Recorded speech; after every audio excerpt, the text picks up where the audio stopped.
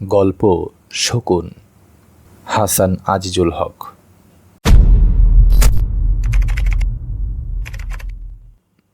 সন্ধ্যার পর তেঁতুল গাছটার দিকে পেছন ফিরে কয়েকটি ছেলে গোল হয়ে বসে গল্প করছিল।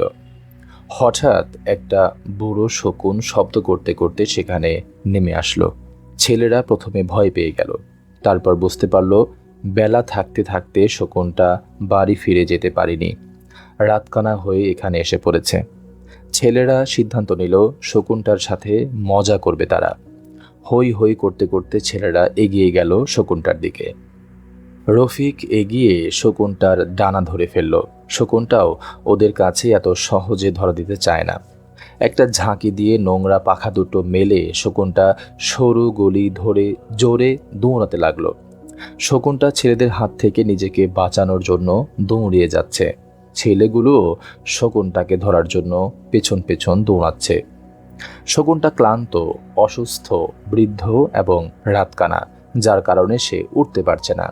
এভাবে গলি ডোবা পার হয়ে শকুনটা একটা মাঠে এসে পড়ল। ছেলেগুলোরও যেন কি হয়েছে, ওরা আজ শকুনটাকে ধরেই ছাড়বে। কোনো এক অজ্ঞাত ক্ষোভ যেন ছেলেদের মাথায় চেপেছে। অবশেষে ওরা আঁকড়ে জাপটে দুমড়ে ধরে ফেলল শকুনটাকে। ভিজে গিয়ে চিমসে গন্ধ ছাড়ছিল শকুনটা, একেবারে দম আটকানো গন্ধ। রফিক ও রাখাল বালকটি দুজনের রাগে শকুনের দুটো পাখা মেলে ধরল। দুই ডানা অসহায়ভাবে ছড়িয়ে দিয়ে আত্মসমর্পণ করল শকুনটা। শকুনটাকে নিয়ে ওরা খেলতে লাগলো। খুব রাগ ওদের শকুনটার ওপর। ওদের গ্রামের সুদখোর মহাজন অঘোর বৈষ্ণবকে লোকে শকুন বলে। এই শকুনটার মধ্যে ছেলেরা যেন অঘোর বৈষ্ণবকে দেখতে পেল। এতক্ষণে ছেলেগুলো দেখল তারা মাঝ মাঠে চলে এসেছে। পাশেই ক্যানেল পার। জায়গাটাকে গ্রামে মানুষজন ভয় করে। ছেলেগুলো সেই ক্যানেলের পাড়ে বসলো কিছুক্ষণ। খেলা শেষে শকুনটাকে ওরা মাঠে ছেড়ে দিয়েছে। শকুনটা দুটো ডানা ঝেপে পা দুমড়ে মাটিতে গোঁজ হয়ে পড়ে আছে। তিনবার শেয়ালের ডাক শুনে ছেলেরা বুঝতে পারল এখন প্রায় শেষ রাত। তারপর ছেলেগুলো ক্যানেলের পানিতে নেমে গোসল করলো।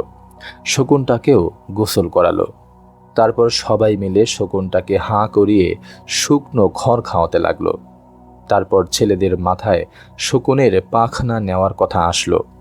রফিক সব থেকে বড় পালকটা ছিঁড়ে নিল। মাংসের ভেতর থেকে নিঃশব্দে বেরিয়ে এলো পালকটা। এতে শিউরে উঠল শকুনটা। তারপর সবাই ছিনল।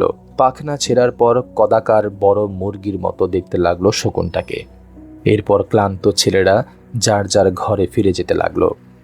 ছেলেগুলো গ্রামে ঢুকতেই ন্যাড়া বেলগাছটার পাশে জমিরুদ্দি এবং কাদু শেখের বিধবা বোনকে দেখল। তারা যেন কি করছে সেখানে। সকালবেলা ন্যাড়া বেলতলা থেকে একটু দূরে গত রাতের শকুনটাকে মরে পড়ে থাকতে দেখল সবাই। দলে দলে আরও শকুন নামছে তার পাশেই, কিন্তু শকুনের মাংস খায় না। মরা শকুনটার পাশে পড়ে আছে অর্ধস্ফুট একটি মানুষের বাচ্চা। তারই লোভে আসছে শকুনের দল। আশেপাশের বাড়ি থেকে সব মানুষই এসেছে মৃত শিশুটিকে দেখতে। এলো না শুধু কাদু শেখের বিধবা বোন, সে অসুস্থ। দিনের চড়া আলোয় তাকে অদ্ভুত ফ্যাকাশে দেখাচ্ছে, মরা শকুনটার মতো। গল্পটির মূল ভাব। হাসান আজিজুল হকের শকুন গল্পটি বাংলা সাহিত্যের এক অত্যন্ত শক্তিশালী ও নিষ্ঠুর বাস্তববাদী আখ্যান। গল্পের মূল ভাবটি আবর্তিত হয়েছে মানুষের ভেতরের সুপ্ত পাশবিকতা, দারিদ্র্য ও কুসংস্কারের করাল গ্রাস এবং সমাজের এক পৈশাচিক সত্যকে কেন্দ্র করে।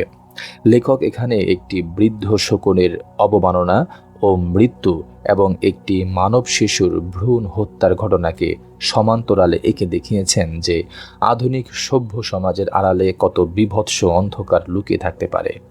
গল্পের প্রথম অংশে একদল কিশোরের আচরণে মানুষের আদিম ও অসঙ্গত নিষ্ঠুরতা ফুটে ওঠে। একটি রাতকানা, অসুস্থ ও বৃদ্ধ শকুনকে ঘিরে তাদের যে খেলা, তা আসলে এক ধরনের বিকৃত উল্লাস।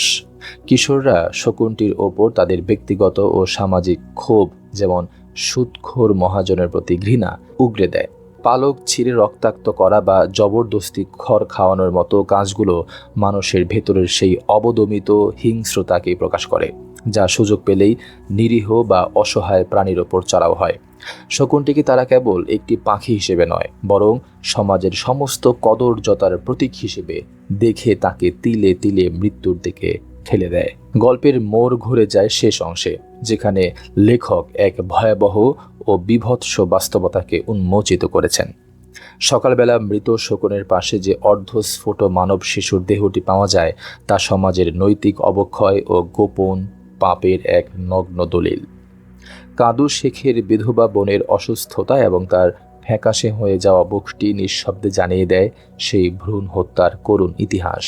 শকুনের দল সাধারণত পচা মাংস খায়, কিন্তু তারা যে আজ মানুষের বাচ্চার লোভে নেমে এসেছে তা মানুষের পতনকে নির্দেশ করে। শকুন পাখিটি এখানে আর কেবল খাদক নয়, বরং মানুষের পাপের নীরব সাক্ষী ও শিকারে পরিণত হয়েছে। সবশেষে হাসান আজিজুল হক এই গল্পের মাধ্যমে মানুষের তথাকথিত সভ্যতাকে এক বিশাল প্রশ্নের মুখে দাঁড় করিয়েছেন। যে কিশোরেরা রাতে অকারণে একটি পাখিকে মেরে আনন্দ পায় এবং যে সমাজ গোপনে ভ্রূণ হত্যা করে লোকচক্ষুর অন্তরালে ফেলে দেয়, তাদের মধ্যে তফাৎ খুব সামান্যই।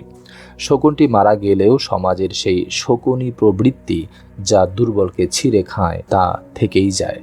মৃত শকুন আর মৃত মানব শিশু যেন একই মুদ্রার এপিঠ ওপিঠ, যা আমাদের সমাজ ব্যবস্থার চূড়ান্ত অমানবিকতা ও কুৎসিত রূপটিকে প্রকট করে তোলে।